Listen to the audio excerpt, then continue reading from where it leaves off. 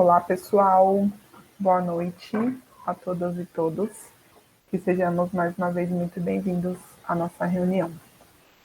Essa noite a gente vai fazer a leitura do livro Fonte Viva, que foi ditado por Emmanuel e psicografado por Chico Xavier, capítulo 5, que tem como título Consegues ir? E Emmanuel vai comentar o versículo 11 do capítulo 28 de Mateus, em que Jesus nos diz: Vinde a mim. E aí Emmanuel comenta: o crente escuta o apelo do mestre, anotando abençoadas consolações. O doutrinador repete-o para comunicar vibrações de conforto espiritual aos ouvintes. Todos ouvem as palavras do Cristo, as quais insistem para que a mente inquieta e o coração atormentado lhe procurem o regaço refrigerante. Contudo, se é fácil ouvir e repetir o vinde a mim do Senhor, quão difícil é ir para ele. Aqui, as palavras do Mestre se derramam por vitalizante bálsamo. Entretanto, os laços da conveniência imediatista são demasiado fortes. Além, assinala-se o convite divino entre promessas de renovação para a jornada redentora. Todavia, o cárcere do desânimo isola o espírito, através de grades resistentes. Acolá, o chamamento do alto ameniza as penas da alma desiludida, mas é quase impraticável a libertação dos entendimentos constituídos por pessoas e coisas, situações e interesses individuais, aparentemente inadiáveis. Jesus, o nosso Salvador, estende-nos os braços amoráveis e compassivos. Com ele, a vida enriquecer-se-á de valores imperecíveis e, à sombra dos seus ensinamentos celestes, seguiremos pelo trabalho santificante na direção da pátria universal. Todos os crentes registram-lhe o apelo consolador, mas raros se revelam suficientemente valorosos na fé para lhe buscarem a companhia. Em suma, é muito doce escutar o vinde a mim. Entretanto, para falar com verdade, já consegues ir?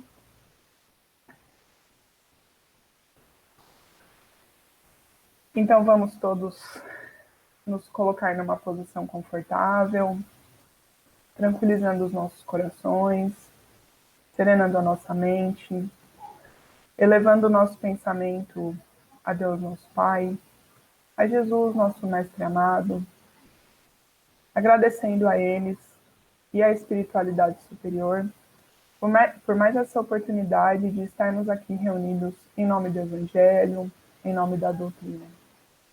Que todos nós aqui presentes, reunidos em pensamento e em sentimento, possamos estar abertos a absorver da melhor maneira todos os ensinamentos que serão trazidos essa noite e todos os fluidos derramados sobre cada um de nós.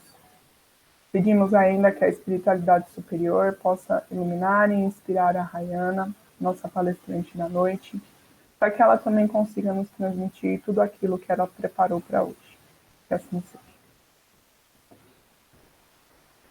Rayana, com você. Boa noite, gente. Boa noite a todos e todas. Vou falar um pouquinho hoje com vocês sobre o Cristo Consolador. Esse é o nosso tema.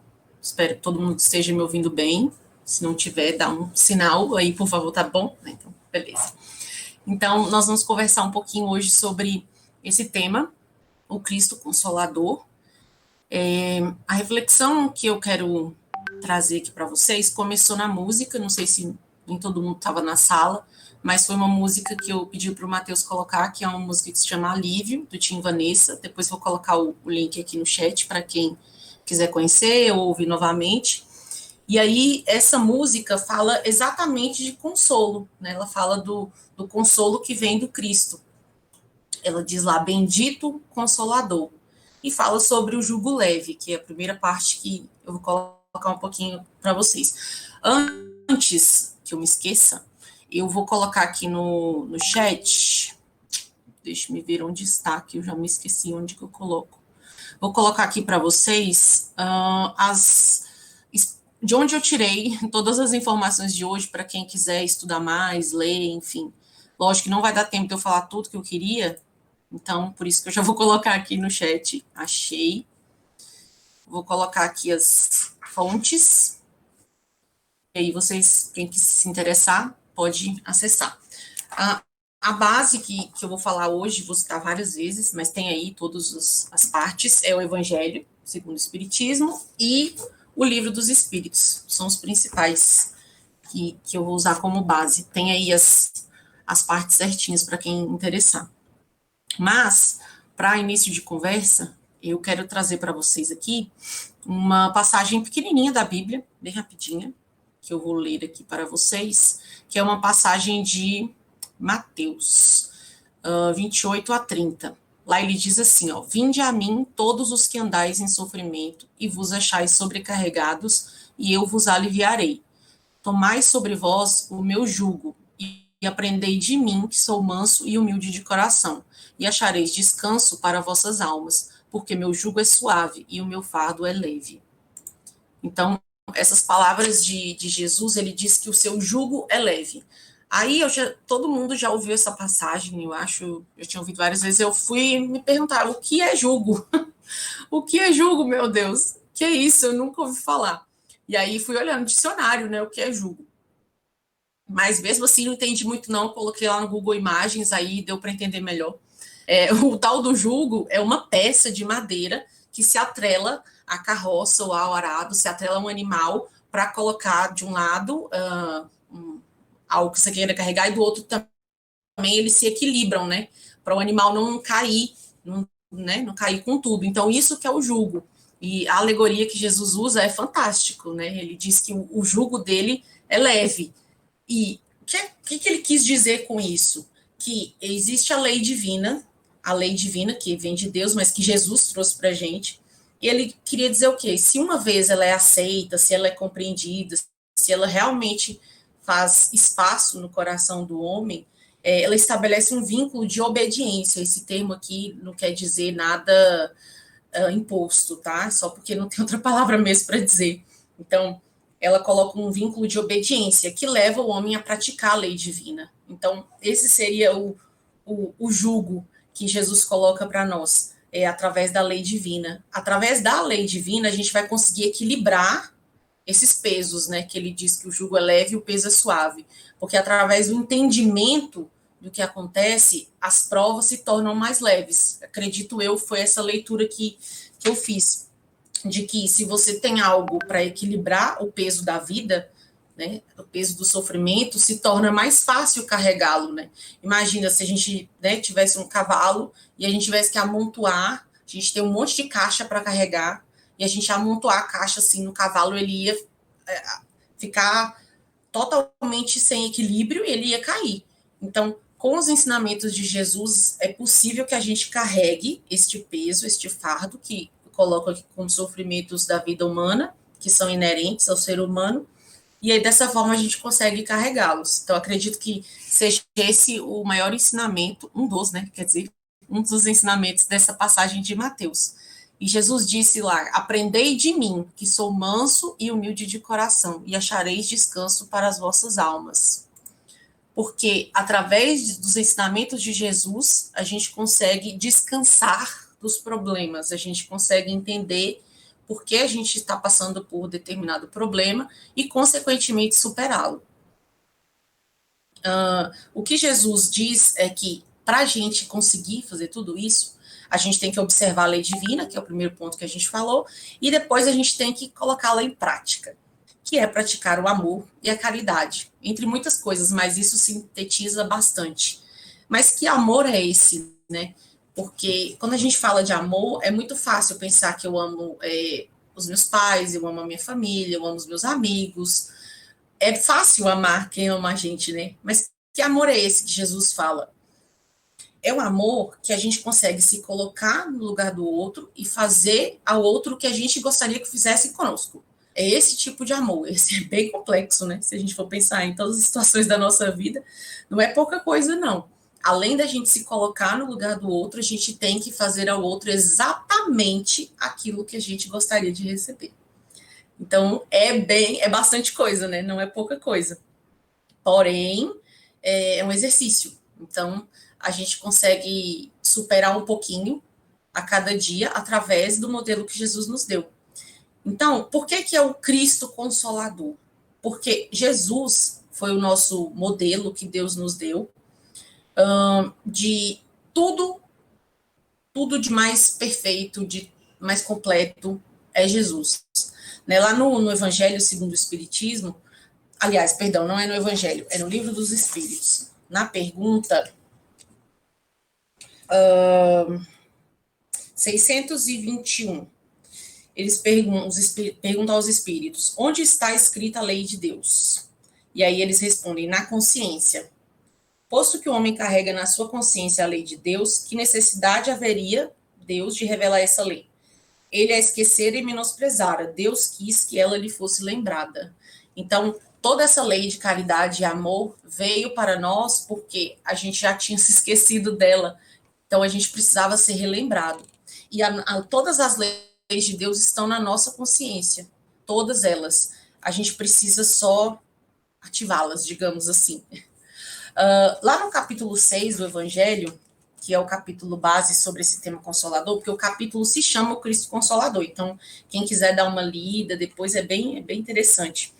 Ele fala do jugo leve, que Jesus vai nos aliviar. E aí ele também fala que Jesus, na verdade, ele não criou uma religião. Ele foi nosso guia, foi e é o nosso guia e modelo, mas ele não criou religião nenhuma. Então, a Jesus não coube essa tarefa de criar religiões. Ele criou um modelo de conduta para várias situações que nós almejamos alcançar, que nós queremos seguir.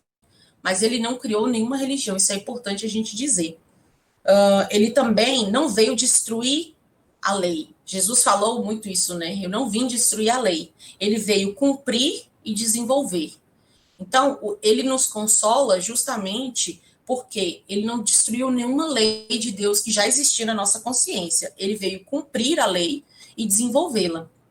E o que eu acho mais fantástico assim da história de Jesus, do pouco que eu conheço, né, que é muito pouco mesmo, é que ele ensinou pelo exemplo. Ele realmente teve situações terríveis, né, que aconteceram com ele, situações desafiadoras, e ele ensinou pelo exemplo. Eu acho que a forma mais eficaz, mas a mais difícil de se ensinar é pelo exemplo. E ele teve várias situações ali que ele foi literalmente testado, e ele se colocou muito firme, muito assertivo, e conseguiu mostrar para nós qual é o nosso modelo para diversas situações, né? Não só no que ele disse, ele não ficou só nas palavras, né? Ele realmente mostrou pelas suas ações, pela sua conduta, pelo seu cuidado com o próximo. Ele se aproximava sempre de quem mais precisava, daqueles que eram segregados da sociedade. Imagina, né? Quantos anos atrás, hoje a gente ainda se fala, né, de preconceito, de segregação. Imagina naquela época. E Jesus fez diferente. Ele trouxe essas pessoas para perto dele de verdade e acolheu e consolou. Ele trouxe esse consolo para as pessoas, esse amor que realmente tocava as pessoas se sentiam diferentes na presença de Jesus. Então, ele é o nosso primeiro consolador, porque realmente ele explicou a lei, ele veio mostrar a lei em prática, com exemplos, e ele nos consola, porque ele explica, né, por que as coisas acontecem dessa forma. Então, os ensinamentos de Jesus nos consolam porque eles explicam. Né? Como ser humano, a gente tem uma sede de conhecimento muito grande, é inerente, é nossa. Se você pegar uma criança, ela, quando é bebê, ela está sempre tentando conhecer as coisas, né? Às vezes ela se machuca, ela coloca o dedo na tomada, ela cai de uma cadeira, porque ela está testando, né? Ela tem sede de conhecer, ela coloca tudo na boca, porque a questão sensorial dela está se desenvolvendo ainda. Então, a gente tem sede de conhecimento como ser humano. Isso é natural, é normal. Mas, através dos ensinamentos de Jesus, a gente pôde compreender, de fato, as coisas como elas aconteciam. Só que o que acontece? Jesus não, ele não fez, não falou tudo. Mas é porque ele não teve tempo, é porque ele não quis, é porque ele ficou cansado, não, nada disso. É porque nós, como humanidade, ainda não estávamos preparados para receber esse tipo de informação. É igual quando você vai para a academia, né? Você não consegue no primeiro dia fazer igual o seu colega que já está lá há um ano, né? Você não consegue fazer os mesmos exercícios. Éramos nós lá na época de Jesus, a gente não ia conseguir receber as informações que ele até queria passar para a gente, mas a gente não estava pronto, a gente não estava preparado. Então, o que aconteceu? Jesus veio trazer essa interpretação, esse entendimento melhor das leis divinas, porém, ele trouxe adaptado ao que o homem daquela época conseguiria entender. Então, muita coisa ainda ficou por se explicar. E aí que ele diz para a gente que ele foi o primeiro consolador, mas viria um outro consolador, que ia nos mostrar, ia descortinar o véu sobre várias questões que a gente naquela época ainda não conseguiria entender e ia explicar as coisas de outra forma que seria melhor para a gente entender. E esse consolador, esse segundo consolador prometido, é o Espiritismo. Tem uma passagem muito interessante de 1863, está no capítulo 6 também. Eu fico muito passada com essas datas do Evangelho. Quando a gente faz Evangelho no lar em casa, eu sempre fico, meu Deus, era 1800, eles já estavam assim, né? Ei, acorda, meu povo, e a gente está até hoje aqui tentando entender, né?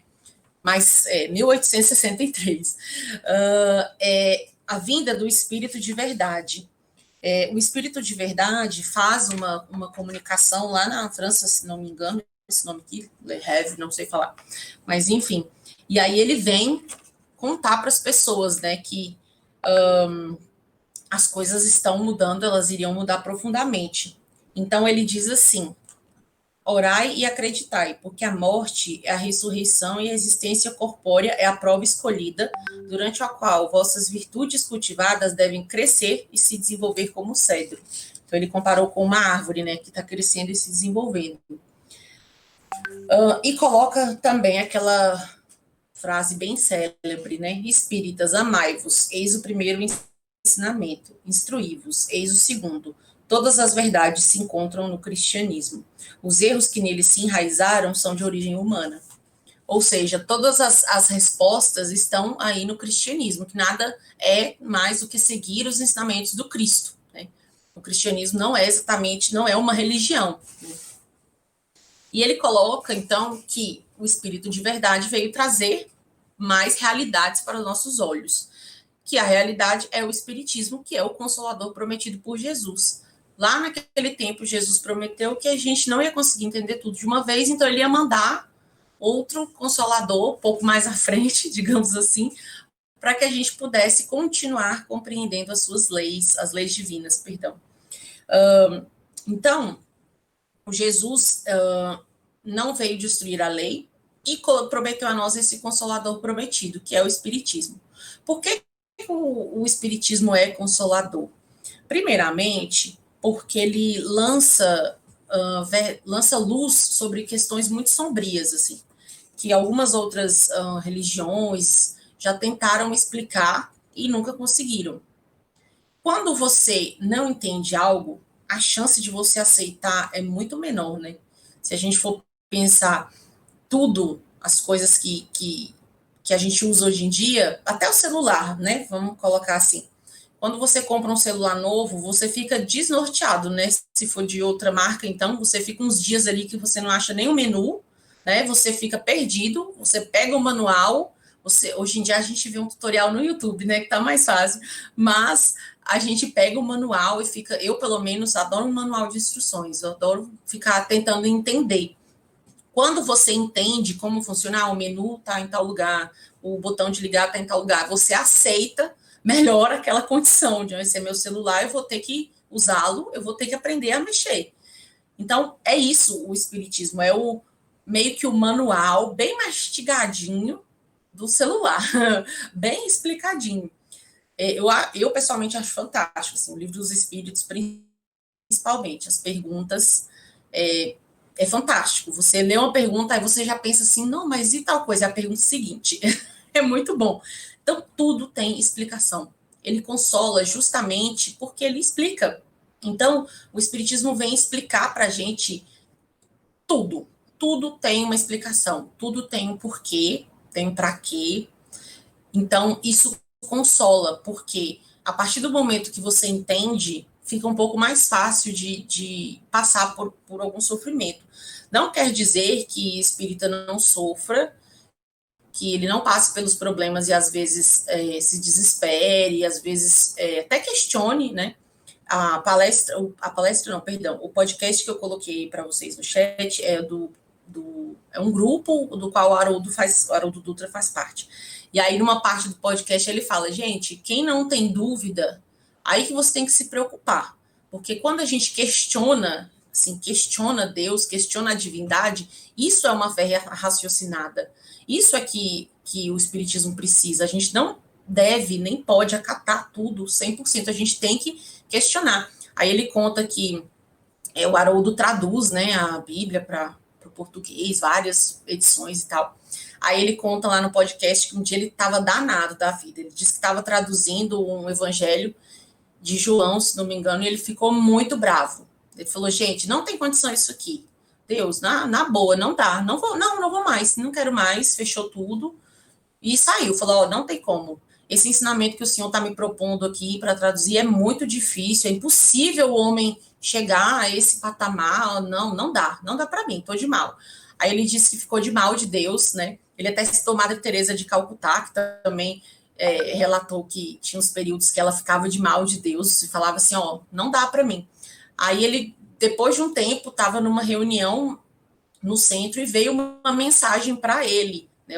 A espiritualidade mandou uma mensagem direto para ele. A mensagem, eu não vou lembrar as palavras exatas, mas era algo assim, Haroldo, você está achando o quê? Você está achando que você está aqui para quê? Pode continuar o trabalho, que o trabalho vai resolver sua dúvida. Aí ele ficou miudinho, né? Falou, não vou mais falar muita coisa não, porque eu estou em desvantagem aqui. Se a espiritualidade já me mandou um cutucão. Então, mas é saudável. Ele disse que através dessa dúvida que ele teve, ele enxergou outras coisas no trabalho dele que ele não estava enxergando. Então, a gente tem que questionar, sim, é saudável ter dúvidas, não é ruim. O Espiritismo propõe isso, porque o Espiritismo, para relembrar, aquela base do Espiritismo é ciência, filosofia e religião. A filosofia nada mais é do que questionar, né? Você questiona a realidade, as realidades, né? Melhor dizendo. Você questiona as realidades. Essa é a parte filosófica da doutrina. E todos nós podemos atingi-la, questionando, estudando, enfim. O aspecto científico é uma super novidade do Espiritismo, mais o fato dele ser o consolador, porque ele atrela ciência com religião pela primeira vez na história, né, das religiões. É algo novo. Eu nasci em berço espírita, assim, eu não tive essa vivência, mas eu trabalho com evangelização com a mocidade e eu já ouvi muitos relatos assim dos meninos ficando assim passados, né? Ano passado, retrasado, a gente estava estudando a Gênese com eles e a Gênese tem muita ciência, né? Eu quase fiquei doida tentando entender porque eu sou de humanas, mas os meninos ficaram assim, tipo, gente, como assim tem ciência com religião e tudo tem um porquê, tudo tem uma explicação? Assim, é fascinante, né? Porque tudo tem uma explicação, e não é uma explicação puramente religiosa, mística, né? Ou porque Deus quis, porque é assim. Não, tudo tem um porquê. Isso é o pulo do gato do Espiritismo, porque tudo tem uma explicação. E você consegue enxergar consolo para os seus problemas em qualquer livro espírita que você pegar, seja o Fonte Viva, né, que foi lido aí, você abre, você encontra realmente respostas para aquelas coisas. Eu adoro o Sinal Verde também, a gente lê muito aqui em casa, porque ele tem situações do dia a dia, né? Eu acho um livro muito legal. Você abre lá, recebendo visitas e tal, e ele coloca soluções para você dentro da ótica da religião. É fantástico, né? E aí, através dessa prática, digamos assim, de que tudo é muito prático, a gente encontra consolo para os nossos problemas. Uma coisa interessante é que até nesse podcast o Haroldo citou, o sofrimento, ele é inerente à nossa vida humana. Assim, a gente vai sofrer, né, ou está sofrendo nesse momento. Acho que no momento que nós estamos vivendo é difícil alguém não estar sofrendo, né? Nós estamos no sofrimento coletivo, um momento muito delicado, né, que a espiritualidade já tinha nos alertado que esse momento ia chegar para a gente se preparar. Então, o sofrimento é parte da nossa condição humana. Nós vamos sofrer. Isso é inevitável. Porém, a forma com que a gente sofre, aí já dá para a gente escolher um pouquinho. O que o Espiritismo diz para nós, que o sofrimento ele tem duas causas, né? As causas das aflições. Isso também está no Evangelho, no capítulo 5, de Bem-aventurados os aflitos. Ele coloca para a gente que os problemas que a gente tem, digamos assim, as nossas aflições, elas têm justiça, sim.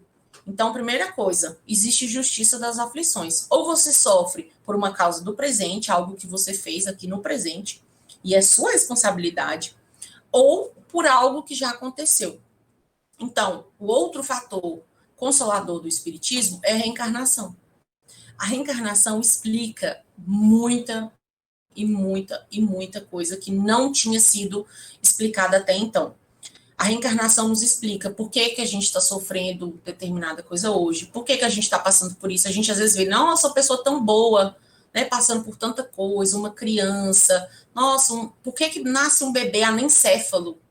Por que nasce um bebê com deficiência? Gente, o que essa criança já fez? Se a gente for parar para pensar, você pensa, mas Deus escolheu? Como que Deus, qual o critério que Deus ia escolher? Ele ia fazer mamãe mandou lá, muito louco, e escolher quem vai sofrer, quem vai viver a vida bem. Não faz o menor sentido, né, gente? Que Deus é esse que ia escolher as penas, assim, o bel prazer. Impossível. Só se explica com a reencarnação, que são as nossas próprias atitudes, né, no seio aí das vidas, que a gente não sabe quantas a gente teve, as nossas próprias atitudes, as nossas próprias decisões que nos trouxeram até aqui. Parece um pouco assim, nossa, a responsabilidade é toda minha. Porém, você vai ter ajuda, você não está sozinho, né? Você tem ajuda, tanto ajuda de pessoas que estão com você, quanto a ajuda da doutrina que te explica, que elucida para você, que te dá uma fé raciocinada. Você consegue colocar os seus problemas sobre uma outra ótica. Isso também ajuda muito. Eu achei uma frase aqui sobre fé no livro, eu não li o livro ainda todo, eu baixei ele em e-book, por isso que eu não... Acho que eu coloquei no chat, sim. Depois, no final, vou colocar de novo, se chegou alguém depois que eu não reparei. O livro O Consolador, de Emmanuel, eu comecei a ler e é fantástico. Muito interessante mesmo. E ele explica lá na pergunta 354, ele fala de fé. A fé, ele diz que é a luminosa certeza em Deus. E tem uma frase maravilhosa que eu achei assim lindíssima, que ele diz: conseguir a fé é alcançar a possibilidade de não mais dizer eu creio, mas afirmar eu sei. Olha, eu achei lindo. Não ter fé, então, eu não é mais dizer assim, eu creio. É algo místico, é algo que eu não consigo explicar. Não, eu sei, tem explicação. Quando a gente estuda, né, dentro do espiritismo, tudo tem uma explicação. Então, você não fica mais no acho, você sabe. E ele ainda continua lá, Emmanuel. Ele diz, com todos os valores da razão tocados pela luz do sentimento. Olha que lindo. Eu achei isso fantástico, ou seja, os valores da razão, de você raciocinar, pensar o que pode ser na explicação, mas são tocados pela luz do sentimento. Então, a parte do sentimento é a parte religiosa, mas ela não é mística, não é algo que não se explica, ela tem explicação. Por isso que muitas pessoas encontram consolo na doutrina espírita, por esse fator de colocar razão e sentimento, não menosprezar essa parte do que você sente. E isso é muito bonito, principalmente na prática, né? Outra coisa interessante sobre o Consolador que Cristo nos prometeu é que esse consolo, ele diz lá no capítulo 6 do Evangelho, que ele está na fé no futuro e na confiança da justiça divina. Então, na fé, essa fé inabalável, né, do futuro, de saber que eu estou aqui hoje, porém, eu já tive outras vidas e depois daqui não acabou. Eu acho que isso consola muito, porque imagina, né, essa situação agora que nós estamos vivendo, de perdas, de entes queridos, amigos, né, pessoas da nossa convivência partindo, e não só por causa da pandemia, isso sempre vai acontecer, nós iremos partir também. Imagina que triste é para quem fica pensando assim, poxa, acabou. A pessoa que eu tanto amei, que eu tanto zelei, acabou. Não tem mais nada. Gente, pensa, meu Deus, é muito triste, assim. Como eu falei, eu não tenho essa vivência porque eu nasci espírita, mas eu imagino que deve ser muito triste, deve ser muito mais triste você pensar, a pessoa que eu tanto amei sumiu, não tem mais nada. Meu Deus. Então, essa confiança no futuro, os laços de família, por exemplo, a gente sabe que eles são eternos. Você vai se encontrar, você vai se reencontrar, na verdade, com essa pessoa, só que com outra roupa, né, com outro corpo. E isso consola bastante. Né? Se eu tenho um problema hoje, eu sei que ele pode ser causado por hoje, pode ter uma causa anterior, mas eu posso lutar para resolvê-lo, eu posso correr atrás. E nada vai se perder. Isso também eu acho fantástico porque, como dizia a Lucineia lá quando eu era evangelizando, fica tudo no HD do perispírito, né? Nada se perde. Tudo que você está fazendo hoje, né? Está estudando, está tentando melhorar suas atitudes e tal, fica tudo registrado ali, a gente não vai perder nada. Então, a gente vai para a próxima encarnação, a gente carrega tudo. Então, a gente tem que pensar, vai carregar as coisas boas, né? Porque as ruins a gente tem que tentar ir burilando por aqui. E outra frase que eu achei linda do Evangelho, né? Achei muito legal, que o Espiritismo levanta o véu sobre coisas que a gente não sabia, elucida, traz luz para coisas que a gente nem imaginava que pudesse existir. Eu acho isso fantástico. E se a gente for parar para pensar, né, a gente tem uma vida toda aí para se desenvolver, para aprender. E às vezes a gente dedica pouco tempo, né, para o estudo. Eu digo por mim também. Às vezes a gente na correria a gente esquece que tem explicação para as coisas e a gente pode buscar, a gente pode fazer algo de verdade para sair dessa encarnação um pouquinho melhor, né? Um pouquinho não, muito melhor, né? E é interessante a gente pensar também, eu até coloquei no card para o Instagram, por que a gente sofre, né? Algumas pessoas eu já ouvi questionarem assim, poxa, mas por que Deus permite que a gente sofra? Por que ele não vem e tira a dor da gente e pronto, acabou? E aí eu estava pensando quando eu estava lendo, que a maioria das coisas que a gente consegue na vida, elas exigem esforço. Não necessariamente sofrimento, mas esforço. E se a gente pensar que a dor, ela é uma constante na nossa vida. Por exemplo, estava dando o exemplo da academia, né? Acontece também. A gente vai para a academia para conseguir saúde e sente dor também. Um atleta, nossa, um atleta, imagina quanta dor, quanto sofrimento ele teve que passar para ele chegar lá no alto do pódio. Então, a nossa vida é como a vida de um atleta. A gente vai passando por provas e vai ter dor, vai ter um pouco de sofrimento, a gente vai ter que literalmente correr atrás. Porém, o pódio tá ali, tá para todos. A gente pode alcançar. Então, o sofrimento, ele tem um porquê, ele tem um objetivo. Então, lá no Evangelho, ele diz que, lá no capítulo 6, de novo, que o sofrimento, o objetivo dele é cura, é um meio de depuração do espírito e ele é também uma certeza, ele concede para nós uma certeza da felicidade nas existências futuras. É isso, a gente está sofrendo hoje, mas a gente sabe que é passageiro, que tudo vai passar, como na música aí do Tim e Vanessa, né? Eles dizem que tudo vai passar. Então, a gente sabe que o sofrimento é parte, ele faz parte da nossa vida, mas ele vai passar. E, para terminar, que o tempo já está quase acabando, a nossa reflexão aqui, na verdade, eu quero propor uma reflexão, né? Nada disso, né? Eu coloquei no chat alguns livros e tudo mais. Nada disso funciona se não tocar o nosso coração. O que eu gosto muito das palestras do Haroldo e ele fala sempre isso, né? Que se o conhecimento não te toca, ele não serve para nada. Não adianta você ler e o conhecimento não te tocar, não provocar em você um certo desconforto, digamos assim. Então, o que eu quero propor aqui para vocês, finalmente, é pensar sobre o quão consolador é ter uma doutrina que consola, ter Jesus como nosso modelo e tentar trazer isso para a nossa vida. Não é fácil, não é fácil. mas a gente tem que continuar tentando. Então, a ideia é refletir.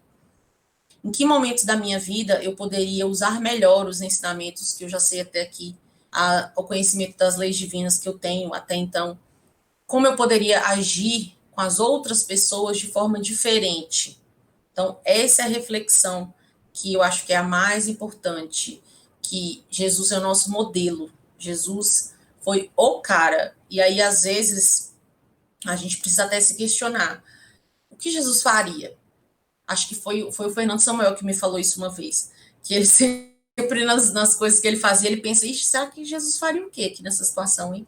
E aí, desde esse dia, eu comecei a pensar. Confesso que me deu muita vergonha de pensar o que eu estava fazendo, o que Jesus faria. Poxa vida. Aí eu fui pensando em algumas situações, assim, por exemplo, o trânsito. Eu tenho um problema sério com o trânsito, eu fico muito estressada. E aí eu tinha um dia que eu estava brava, assim, já metendo a mão na buzina. Eu pensei, gente, o que Jesus faria aqui? Nossa, Jesus não faria nada do que eu estou fazendo. E aí eu fiquei uns 2 dias pensando nisso, né? O que Jesus faria? Então, talvez seja uma reflexão interessante para a gente fazer no nosso dia a dia, pensar o que Jesus me diria se ele tivesse, ele está aqui, né? Mas se ele se materializasse aqui e falasse alguma coisa para mim, o que ele me diria? Então, essa reflexão, eu espero que tenha ficado claro. Lógico que tinha muito mais coisa que eu queria falar, mas não tem. E espero que tenha ficado claro para vocês. Espero que seja um conhecimento que toque a vida de vocês, a vida das pessoas com quem vocês convivem, e que a gente possa encontrar consolo mesmo no Cristo, nesse momento tão difícil que a gente está atravessando, encontrar nele consolo, serenidade, paz, e que a gente tenha essa certeza de que tudo vai passar.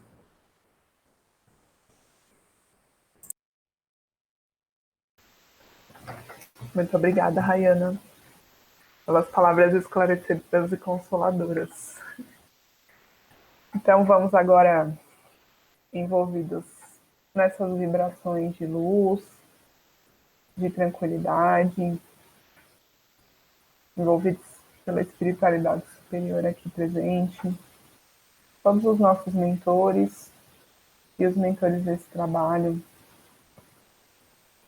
agradecendo a eles pela oportunidade de conhecer, de ter acesso a essa doutrina tão consoladora que é o Evangelho de Jesus e a doutrina espírita. Que todos nós possamos nos convencer, que todos nós possamos permitir que todos esses conhecimentos nos toquem e nos deem a força moral necessária para agirmos de acordo com os ensinamentos de Jesus, de acordo com o seu exemplo. Que todos os lares aqui representados possam ser abençoados, que as águas que foram colocadas à disposição possam ser fluidificadas e que todos nós possamos sair desse encontro revitalizados e fortalecidos.